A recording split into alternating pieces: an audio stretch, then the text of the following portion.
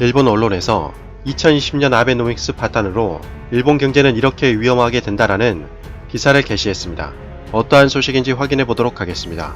구독과 좋아요는 영상을 제작하는 데 큰 도움이 됩니다. 꼭 부탁드립니다.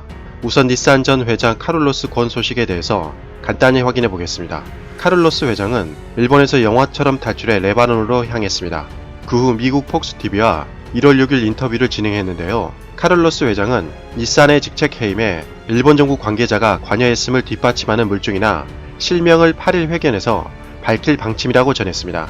만약 일본 정부가 카를로스 전 회장 해임에 정말로 관여되어 있다면 국제적인 망신인데요. 카를로스 회장은 인터뷰에서 르노와 합작을 생각하고 있던 자신을 닛산에서 몰아내기 위한 쿠데타였다고 주장하면서 닛산이 프랑스 기업인 르노에 인수되는 것을 일본 정부가 싫어했는데 그것이 자신을 체포한 결정적인 배경이라고 주장했습니다.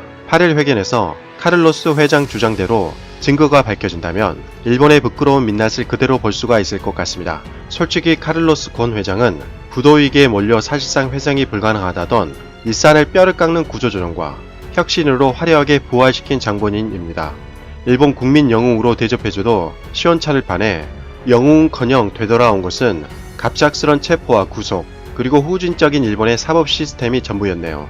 일본의 사법 시스템이 얼마나 심각했냐면 카를로스 회장은 거액의 보석금을 내고 풀려났지만 아내와 수개월 동안 말 한마디도 할 수 없는 조건이 달려 있었다고 합니다. 인권이 심각하게 훼손당한 듯한데요. 일본 법원에서 저런 조건을 달았다니 국제사회의 비판은 쉽사리 수그러들지 않을 것 같습니다. 보석 상태에서 다른 사람도 아니고 자신의 아내와 대화조차 못하게 하다니 이게 민주국가에서 일어날 수 있는 일인가 의심이 들 정도네요. 다음은 2020년 일본 경제 전망에 대해서 알아보도록 하겠습니다. 아베 정부는 2012년 말에 정권을 되찾은 후에 자신의 경제정책 아베노믹스를 실시했습니다. 아베노믹스의 핵심은 대담한 금융정책, 기동적인 재정정책, 그리고 성장 전략으로 세계의 화살이라 불렸습니다. 그러나 이 세계의 화살이 도리어 일본의 치명적인 부메랑으로 되돌아올 것 같습니다.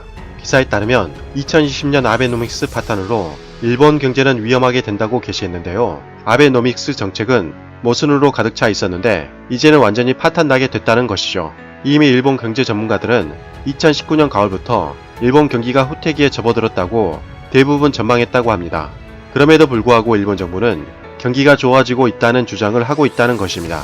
아베 정부는 2020년 경제 전망도 제조업 중심으로 경기가 나빠질 것이라고 예측했다는데요. 그러면서 동시에 전체적으로는 일본 경기는 온화하게 회복되고 있다는 말도 되지 않는 역설적인 주장을 하고 있다고 기사에서는 신랄하게 비판했습니다. 일본은 제조산업이 매우 중요하기 때문에 경제적으로 미치는 영향이 매우 큽니다. 제조산업이 나빠지면 일본 경제도 나빠지는 것은 당연한 것입니다. 그런데 일본 정부는 경기가 회복될 것이라는 허황된 꿈을 꾸고 있다는 것이죠. 기사에 따르면 2020년 일본 정부가 주장하는 실질 경제 성장률은 1.4% 성장은커녕 제로 성장이거나 마이너스 성장을 할 것이라는 우려를 나타냈습니다. 현재 미국과 유럽의 무역 분쟁과 영국의 브렉시트, 한국의 일본 불매운동, 거기에 미중 무역 분쟁까지 각종 해외 악재가 쏟아지고 있기 때문에 해외 수출로는 일본 경제를 이끌기 어렵다는 것입니다. 그렇기 때문에 일본 내 민간 소비 증가가 매우 중요하게 되었는데 보도에 따르면 일본 내 민간 소비도 앞으로 매우 절망적이라고 표현했습니다. 일본 정부는 민간 소비가 1.0%가 증가할 것으로 예상하지만 일본의 많은 경제 전문가들은 민간 소비는 평균 0.15% 증가에 그칠 것이라고 예측했습니다. 아베 정부는 2019년 10월 소비 증세 영향을 최소화하기 위해서 경감 세율이나 유아 교육 무상화, 캐시리스 결제를 이용하면 포인트 환원 등 대책을 마련했기에 민간 소비가 2020년 초에는 회복될 것이라고 전망했다는데요. 그러나 일본 민간 싱크탱크에 따르면 포인트 환원 정책이 2020년 6월에 종료되기에 그때부터 민간 소비 회복이 도리어 꼬꾸라질 것이라고 전망했습니다. 아베 정부는 제발 터무니없이 과장하지 말고 현실적인 정책을 추진해야 한다고 기사는 꼬집었습니다. 마지막으로 간단히 불매운동에 대해서 확인해 보도록 하겠습니다. 유니클로는 한국에서 2014년 268억, 2015년 398억, 2016년 275억, 2017년 447억, 2018년 610억을 배당했는데 2019년에는 배당이 0원이 되었다는 소식입니다.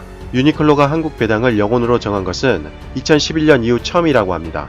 일본차 판매도 역시 심각한 타격을 받았다는 소식입니다. 지난해 일본차는 총 36,661대가 팔렸는데 이는 전년 동기 대비 45,253대보다 19%나 감소한 수치라고 합니다. 특히 일본차의 경우 지난해 1월부터 6월까지 전년 동기 대비 10% 넘게 증가했는데 불매운동이 시작된 7월 이후 판매량이 45%나 급감한 13,179대였다고 합니다.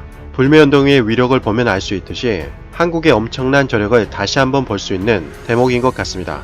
이상 가치왕 채널이었습니다. 지금까지 시청해주셔서 진심으로 고맙습니다. 2020년 항상 건강하시고 복 많이 받으시길 바랍니다.